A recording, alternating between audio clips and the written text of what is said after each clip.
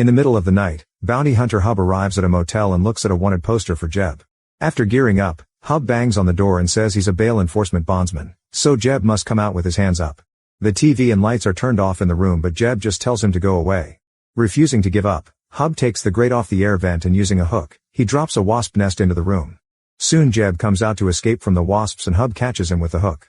However, he discovers this isn't Jeb, it's Billy Earl, who sent a fake tip to make Hub come to the motel. Suddenly Billy's brother Clyde Earl shoots Hub in the back, knocking him down. Then Clyde slits Hub's throat to kill him. In the morning, a very dead Hub wakes up in a space between walls and freaks out. Because of the hole in his neck, he can't shout for help. He starts punching the wall and makes a hole big enough to fall into Billy's motel room. When he looks in the mirror, Hub is shocked to see the state of his neck, which proves he shouldn't be alive now. He also has a claw-like bruise on his arm. At that moment he hears a voice outside and notices his guns are gone. Tater enters the room and screams when he sees Hub, who punches him and hits him with the door to then tackle him, stealing his gun in the process. When he lights a cigarette, smoke comes out of the hole in his neck. Tater admits he was hired by the Earl brothers to burn the place down for the insurance and they stole Hub's truck. He also swears Hub was dead last night.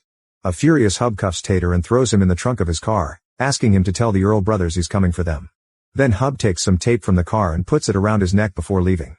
After driving for a while, he stops to wait for a train to pass and checks on his wound, noticing that it's slowly closing up.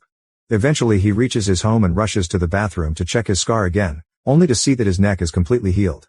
After washing up he checks on his mother Kitty and is upset to find her hanging out with Pastor Ron, who banned Kitty from his church. He's willing to let her return if Hub promises to stop arresting wanted people during Sunday services, but Hub responds with rudeness and Ron leaves. Hub asks Kitty why Billy is out of prison and she informs him Lucky bailed him out. Realizing Lucky wants him dead, Hub modifies some arrest documents to make it look like Lucky is a wanted man. His answering machine keeps getting calls from a company named Pot O Gold, so he disconnects his phone, only for all his burner cell phones to start getting the same calls instead. Afterward he goes to the local bar.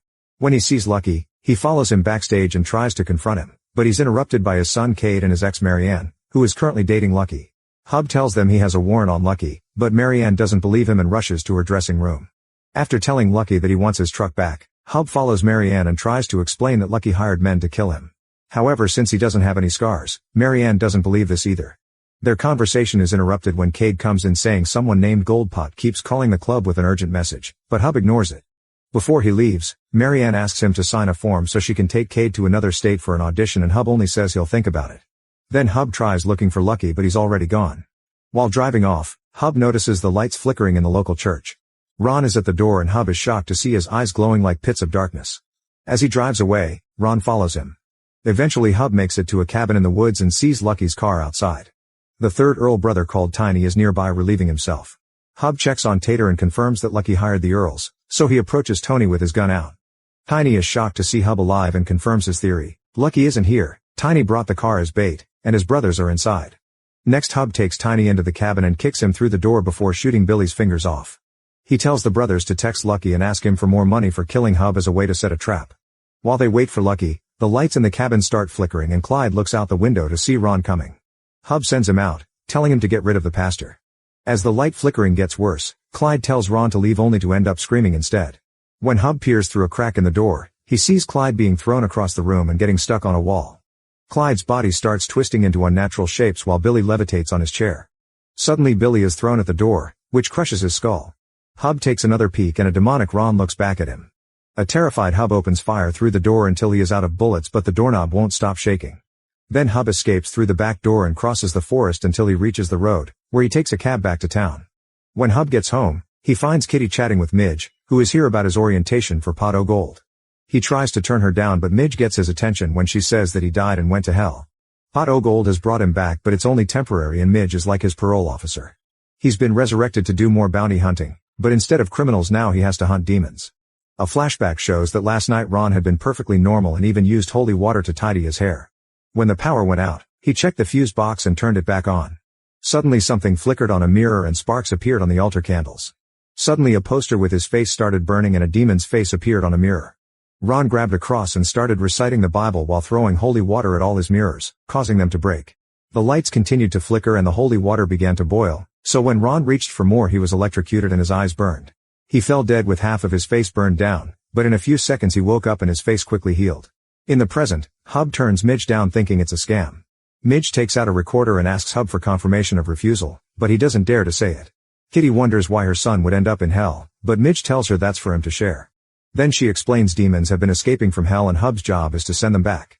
Since he was there himself, now he can see them in the real world. Demons kill her hosts before possessing them, so Hub won't be killing any humans. If Hub fails his mission, he'll be sent to hell too. Meanwhile, Lucky makes it to the cabin and finds the bodies of the three brothers. Nearby he finds a car and checks the trunk to find Tater, who tells him Hub is behind everything. At Hub's home, a fax arrives from Pot Ogold with the name of his first demon objective and the coordinates to find him. Searching these coordinates online shows them the local church, so Hub has to tell his mother about Ron. Kitty insists she wants to come, so together they go to investigate the church. They find the building with no power, all the destruction from last night, and Ron's half-face on the ground. Not wanting his family to be exposed to a demon, Hub goes to the bar and gives Marianne the signed form so they can leave the state. Later at home, Kitty asks Hub why he was sent to hell. Hub says he has no idea and that it must have been a mistake. Kitty blames herself and thinks she must have been a bad mother. She cries as she rushes out of the room. Hub follows her and comforts her with a hug. Remembering the flickering lights, Hub calls a friend at the power company and learns that there have been surges at the recycling plant. Hub gears up and once again Kitty insists on coming along. When they reach the recycling plant, Hub wants Kitty to stay in the car, but she reminds him she used to bounty hunt too, so she's helping. After making a plan, they go inside and Hub finds a trail of blood with a triangle. When he looks up, he finds a dead worker hanging as an upside-down cross. Suddenly Hub's flashlight breaks and he starts floating. A demonic Ron comes out of the shadows and throws him against the wall while the lights flicker and the truck radio starts on its own. Hub runs to hide, and when Ron tries to follow him, he steps on Kitty's bear trap. Next, Hub shoots him with a tranquilizer and Kitty tries to exorcise him, but neither has any effect. When Hub tries real bullets, they don't do anything either, and Ron responds by throwing objects at him. Ron comes closer, but before he can attack Hub, his body is sent flying by a shot from Kitty's shotgun. It appears the demon is gathering strength to rise again, so Hub pushes some machinery to crush his head. The lights turn on normally while Ron's body catches on fire. The flames soon begin spreading, so the duo goes away, unaware that Tater has been spying on them all along. The next day, Deirdre is crying as she makes a video describing how a friend has been harassing her. When she finishes the stream, it's revealed it was all a lie as a way to get back at the girl currently dating Deirdre's ex. She hears a noise in her bathroom and discovers the water running in the shower, but nobody in it.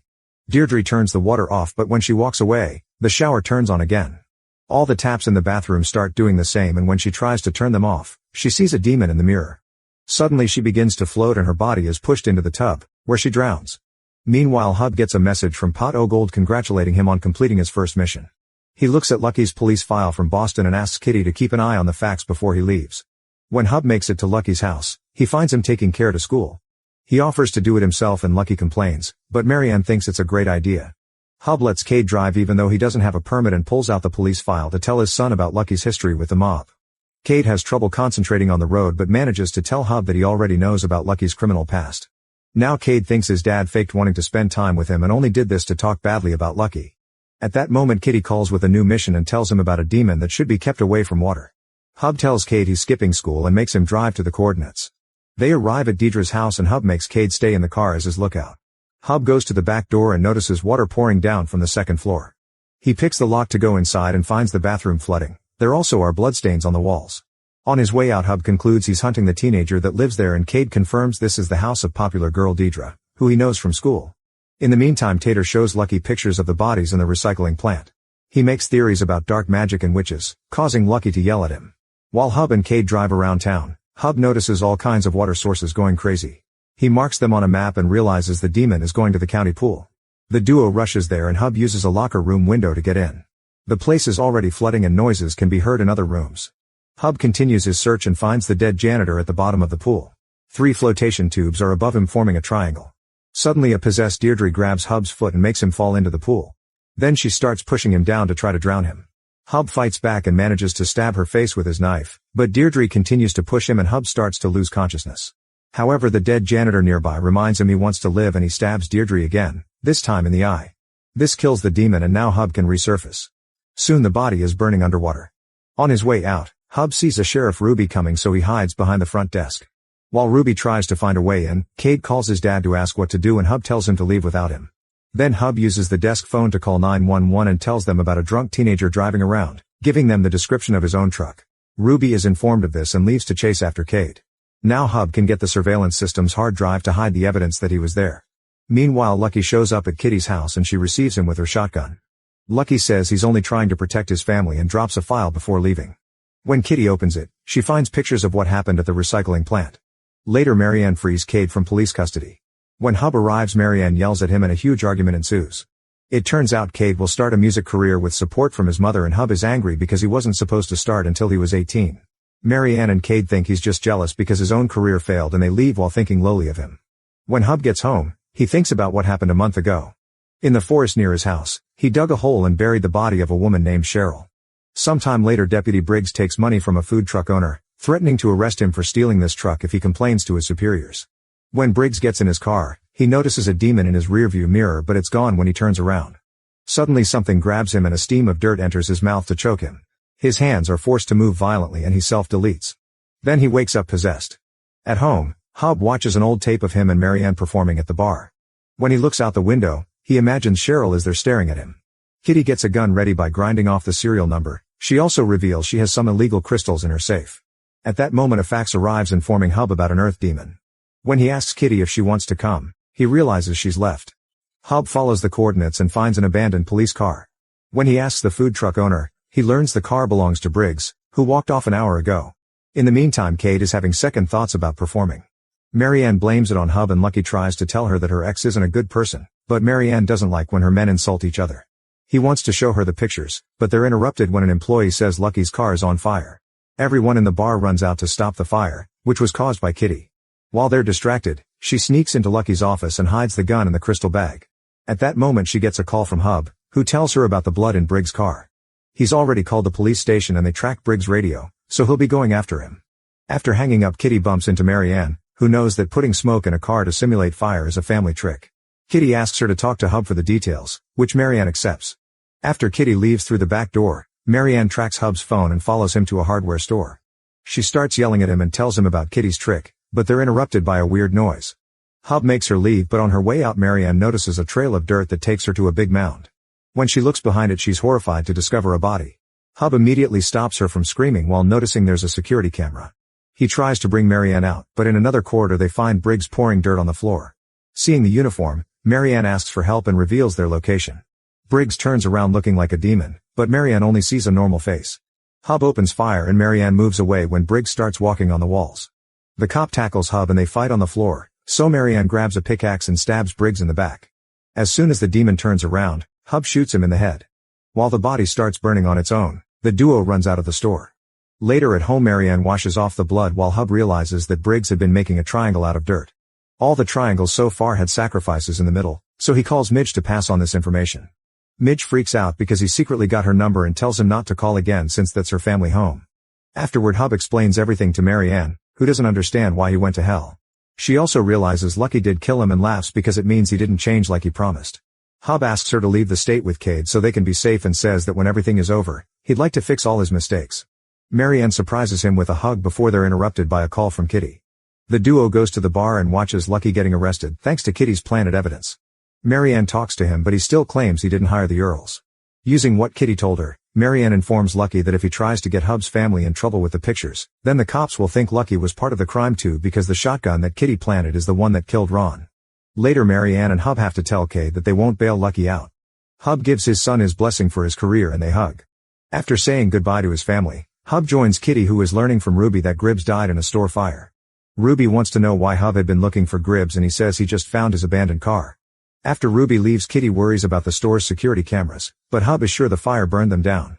At the local lake, a couple is trying to celebrate their engagement when a man shows up in a monster truck to do some fishing. The boyfriend asks him if they can have just an hour alone, but the fisherman refuses to leave and punches him. They start fighting on the ground while two demons appear inside a car and start inflating the truck's tires until they explode. The woman is knocked down and when she looks up she discovers the truck has fallen on top of the men. She runs to check on the bodies and finds them split in two, yet they open their eyes to look at her. At the bar, Lucky returns from jail and starts drinking after throwing away his 9-month sobriety chip. He tells everyone that Hub tried setting him up and failed, then he tries to buy the bartender's truck. Meanwhile, Hub finds her mother's book on demons and notices a diagram for a ritual. He tears it off and adds it to his research board. Combining it with the locations of the triangles so far proves that the demons are trying to form a pentagram. So far the demons have used spirit, earth, and water, so only fire and air are left. A flashback shows that 9 years ago, Midge was a very successful pastry chef. During a house party, Midge discovered that her son Benji stopped breathing. After a visit to the hospital, she learned that Benji had rapidly spreading cancer, but the insurance company wouldn't cover the treatment. In desperation, she had to sell most of her things, leaving the house with only the basic necessities. It still wasn't enough, so she started to consider selling a kidney, but while browsing for information she found an ad for Pot O Gold saying they offered full medical benefits. She clicked on it and the leprechaun logo started moving on the screen, making it glitch. Then an application appeared and filled itself with all her information, including a clause that promised Benji would be cured. The leprechaun kept repeating selling your soul while Midge submitted the application. The next day Midge was visited by Cosmo, who brought her a fax machine. He told her that if people asked how Benji got better, she should never mention Pot O Gold. Her new job was to recruit new souls for the company and she had a quota to fill, of which a third would be credited to him as her supervisor. The new souls would bring credits for her, which meant this was a pyramid scheme. Midge was hesitant, but when Cosmo reminded her of Benji's incoming early death, she signed the contract. He also needed her thumbprint and the ink box pricked her thumb to make her use blood. Afterward Midge started to see images from hell in her mirrors and Cosmo's true form, which was an old man. A claw-like bruise appeared on her arm and Cosmo showed her he had the same thing. In the present Midge is happily baking with a very healthy Benji. The doorbell app tells her that Hub is at her door, so she grabs her gun before meeting him. Hub reveals that he did research and knows about her story, so Midge explains that when she tried to quit Pot O Gold Benji's cancer came back. Hub shows his sympathies but still tries to show her his theory about the demons. Midge doesn't care for anything other than her son's safety and threatens to shoot if he doesn't leave. Hub drops the folder before driving away. During the trip he calls Kitty and learns the air demon is on the loose. He also notices that Marianne is tracking his phone and likes to think she misses him. Moments later Hub arrives at the lake and finds the abandoned vehicles plus the blood where the bodies used to be. Since there's nobody around he decides to head east because that's where the air corner is on the pentagram. In the evening Hub is watching a bridge and sees the two possessed men carrying the woman. He opens fire and hits one of the men, but the other uses the lady as a shield. Hub continues to shoot at the first man, who is currently climbing the bridge. Suddenly a truck appears behind him and hits his car, causing it to flip over. When Hub finally wakes up he tries to reach his fallen gun, only for Lucky to step on his hand before kicking his head. The next day Kitty finds her son's car but not a person in sight. She spies on the police radio and hears about a murder, so she rushes to the scene of the crime, but it's only the dead woman from the lake. Ruby sees her and thinks it's weird Kitty is so far from town this early in the morning while wearing a vest. When Hub wakes up, he finds himself in his underwear and handcuffed to a bench in his own home cell. He hears his phone ringing and the answering machine picks up a message from Midge, who has looked at the file and admits he's right. Lucky is there too and starts ranting about what a loser Hub is, not understanding how a guy like him could get Marianne. He steps on Hub's hand and hits his fingers with a hammer before turning to the camera. It turns out he's recording this for Marianne. He admits he hired the Earls to kill Hub, but he also claims that Hub tried to kill him first. When Hub says he's lying, Lucky asks him to share what happened to Cheryl. Hub refuses, so Lucky keeps breaking his fingers with the hammer. A flashback shows that a month ago, Hub visited Lucky at the bar and tried to convince him to leave Marianne because nobody ever truly left the criminal life. Lucky insisted he was clean, but Hub went on a rant, threatening to kill Lucky by framing him as a rat to his old gang. Then Hub punched Lucky and Tiny had to kick him out while Lucky told him he crossed a line. Outside, Tiny kicked Hub a couple of times and asked him to run. Later that night Hub was waiting in his car for Tiny to leave while drinking a lot. With a gun in hand, he entered the bar and saw a shadow with Lucky's hat, so he immediately shot it. However, when he took a closer look he discovered he shot Cheryl. Hub tried to stop the bleeding but Cheryl still died under his hands. Lucky was in the office upstairs and saw Hub's car driving away at great speed. He rushed to the other room and found the hat, a freshly mopped floor, and tons of cellophane. In the present Lucky insists Hub has to confess, but Hub only gives him the finger and Lucky answers with his hammer again. Meanwhile Marianne and Cade finish recording their first song together. At that moment she gets a call from Ruby, who wants to know if she had been at the hardware store. Marianne says she went there to buy a new fuse and that she was alone. Ruby hangs up but she has a shot from the security camera showing Marianne and Hub in the store before the fire. At home, Hub hears the door and thinks it's Kitty, so Lucky goes out to distract her. However, he finds the possessed fisherman at the door and the other man on the ceiling before he gets pounced on. Hub takes advantage of his broken hand to slip it out of the handcuffs and uses the hammer to break the other pair. The demons are beating Lucky up, so he has no choice but to open fire, but the bullets do nothing. Lucky tries hiding under a car but the fisherman drags him out and throws him against a cabinet. Hub sees all this and rushes to grab a gun only to find the other demon on the ceiling behind him. He brings him down with a shot and the fisherman hears it, so he drops Lucky to go after him. When Hub lands a shot on the first demon's head, he finally kills it and the body lights on fire. Then the fisherman tries to attack Hub and he shoots him too, but only hits him in the body and that's his last bullet. While Lucky escapes on his truck, Hub gets a chainsaw and sticks it into the fisherman's head to kill him at last. To protect his house he uses a fire extinguisher to put both fires out. In the evening, Kitty comes home and takes care of Hub's hand to avoid a visit to the hospital. He's about to tell her about Cheryl, but they're interrupted by the arrival of Marianne and Cade, who now knows about the demons. Marianne told him because she thinks Ruby knows something and they need a plan. Hub shows them the bodies to try to scare Cade off, but he still wants to help the family, and Kitty admits they need some extra hands. The family agrees to clean this mess together. The next day, a boy is playing in the playground when an invisible force suddenly creates a trail of ashes on the grass and makes the kid disappear. In the meantime, Marianne is still helping Hub clean. Kitty and Cade left with the bodies, which will be cremated at the funeral home. Hub knows the employees won't call the cops because Kitty has information about the funeral home's criminal activities. Suddenly they hear a ringtone and discover Lucky left his phone behind. Marianne knows the password and unlocks it, but Hub tells her that Lucky recorded his torture, so she drops it. When she leaves the room, Hub destroys the phone with a hammer. After Kitty and Cade come home, the fax drops the information on the latest demon. It can manipulate fire just like Hub predicted. Following the graphic he's been making on the map, he deduces the final sacrifice will happen at the new housing development. The family wonders what will happen to Hub when he kills the last demon, and Kitty makes them pray. At that moment, Midge arrives and shows them the results of her research. If the demons complete the ritual, they will summon one of the shackled 7 former angels that joined Lucifer's rebellion against God. The family organizes an evacuation plan for the housing development. In a church, Lucky tries talking to God about what he saw, while Tater points out he was right about the black magic. Lucky concludes that God gave him his bad temper to prepare him to fight Hub as a holy warrior and asks for a sign. Tater's phone begins ringing and he explains the police keeps trying to make him talk about the Earls, but he swears he isn't a rat. However, Lucky sees this as the sign. Midge and Hub's family dress as firemen and go around the housing development telling people they need to evacuate because there's a house leak. Midge uses a mirror to see people's real forms and confirm they aren't possessed. One of the neighbors refuses to leave without his doll collection and opens fire, so the group runs to hide. They don't want to save this creepy guy, but they have no choice, otherwise the demon will use him for the ritual. Hub sneaks into the house and waits for the man to check on his dolls to catch him by surprise. He knocks him out with a taser and drags him out of the house. Then Midge goes in to clear the house and finds the boy from the playground.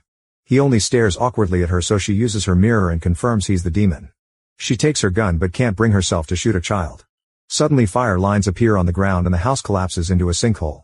Since this kills Midge, the ritual is now complete. That night Hub thanks his family for helping and they share a hug. While waiting for the end to come, they all play some music together. Afterward, Marianne kisses Hub and they end up getting naughty. At that police station, Lucky gets Ruby to promise she won't touch Marianne, and in exchange he gives her the pictures of the recycling plant. Moments later, Hub receives a fax telling him to hunt down a demon called Lilith. The coordinates match his backyard, so he rushes to Cheryl's grave and finds it empty. A flashback reveals that in the middle of the night, a possessed Cheryl rose from the grave. Moving extremely fast, she looked through the window and saw Hub getting busy with Marianne. At that moment she heard a truck nearby, so she released her wings and flew off to land on top of the vehicle. In the present, Hub wakes up after having slept in the forest. When Marianne comes looking for him, he has no choice but to tell her the truth about Cheryl. Then the family gathers to yell at him, but he reminds them they can discuss this later because the priority should be the demon. Marianne admits the demon is the only reason she hasn't called the cops on Hub and leaves with Cade.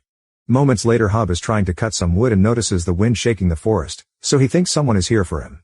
At that moment Cosmo arrives in his van and drops Midge, who looks perfectly fine. She explains she's been sent back to help him finish the job, which will be the last one for both of them. It's also their only chance to save their families because Armageddon is coming. Midge tells him about Lilith, who used to be an angel. Since she was God's favorite, other angels were jealous and tricked her into joining the rebellion so she would be sent to hell.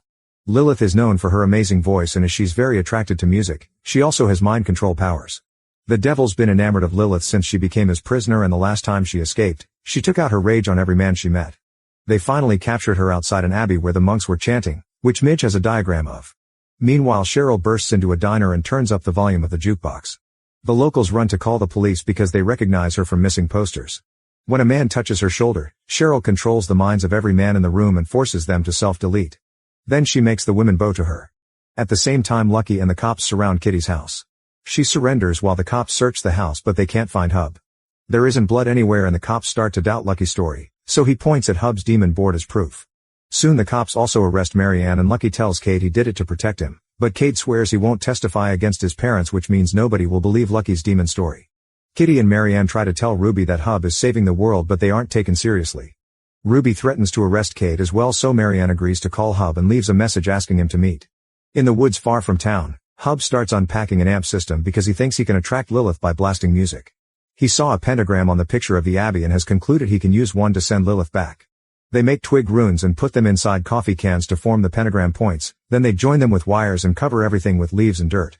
Hub's worried about Lilith's mind control powers, but Midge explains they won't work on people who have been to hell. As soon as Hub starts playing music, Cheryl leaves the diner.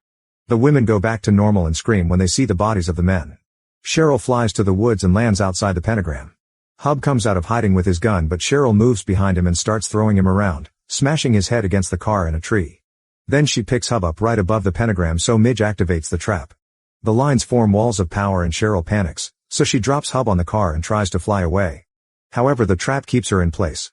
Next, Cheryl lands against the car and pretends to be an innocent woman begging Hub not to kill her again. Hub can tell she's not Cheryl, so Lilith's voice tells him that if he lets her go, she'll let Cheryl live and Hub won't go to hell. As she talks, she heals all of Hub's wounds. He rushes to grab his gun, but when Lilith mentions his family, he decides to take the deal. Lilith transfers herself into a crow and Hub's bruises disappear from his arm. Then he breaks the seal and the crow flies away. Midge insults him, but Hub promises he'll find a way to fix it later. Cheryl returns to normal and doesn't understand what happened. That evening, Hub takes Cheryl to the bar so she can reunite with her friends. Hub gives Lucky the finger before telling his family that he's free from hell, but Ruby interrupts him to arrest him.